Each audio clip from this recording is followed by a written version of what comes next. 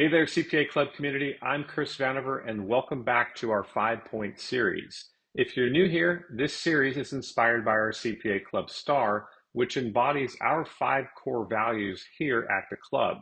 We're truly committed to keeping you informed and engaged, and in this series, we break down the key insights from the accounting, advisory, and auditing worlds into just 5 essential takeaways, and we aim to do it all in under 5 minutes.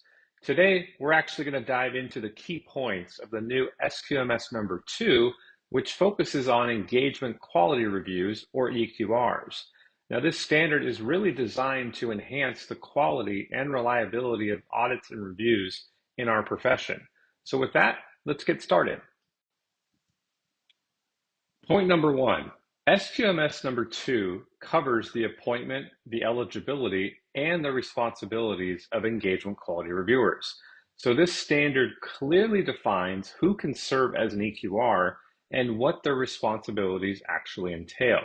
It really emphasizes the importance of appointing qualified individuals who can provide an objective evaluation of the engagement team's significant judgments. So by ensuring that that EQR is well qualified and understands the nuances of the engagement, firms are hopefully going to be able to improve the quality of their audits and reviews. So simply put, EQRs serve as a really critical component of a firm's system of quality management and should no longer be just an afterthought. Let's keep going. Point 2, EQRs must meet specific competence and independence standards.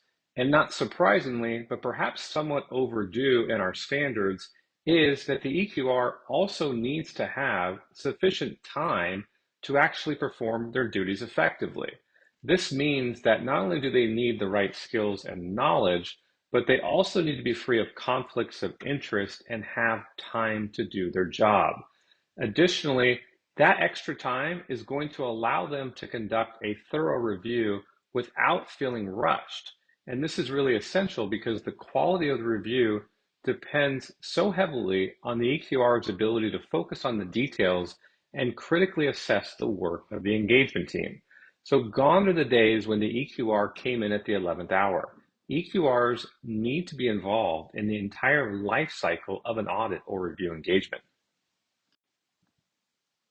Moving on to point 3, the traditional EQR's role has now been enhanced by emphasizing deeper evaluations of the significant judgments made by the engagement team. So this includes applying professional skepticism and thoroughly examining the rationale behind major decisions that the engagement team is making. So really by adopting that more rigorous approach, hopefully EQRs can better identify potential risks and issues that may have historically been overlooked. So that deeper scrutiny is not only going to help ensure compliance with these new professional standards, but ideally it's going to promote a culture of continuous improvement and a commitment to quality within the firm. Point 4, SQMS number 2 mandates comprehensive documentation of the nature, timing, and extent of the engagement quality reviewers' procedures performed.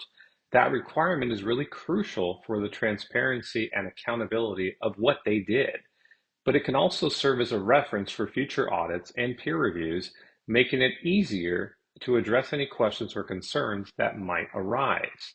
So in comparison to current practices, it's no longer just that bookend approach of an EQR planning and an EQR completion checklist that's used way too often at so many CPA firms. Point 5, firms can engage external individuals to serve as EQRs or even as EQR assistants if they lack qualified internal resources that also don't have sufficient time. Now that flexibility is really important, especially for smaller firms or those facing staffing challenges due to the ongoing talent crisis in our profession. And really by bringing in external experts, firms can maintain or ideally even elevate the quality of their audits and reviews and help them ensure compliance with these new, more rigorous standards. If you're interested in learning more, check out our blog by going to cpaclub.cpa audits.com/resources/blog for a deeper dive into each of the 5 points I just covered. But with that, I hope you enjoyed our latest 5 points, and I look forward to seeing you next time.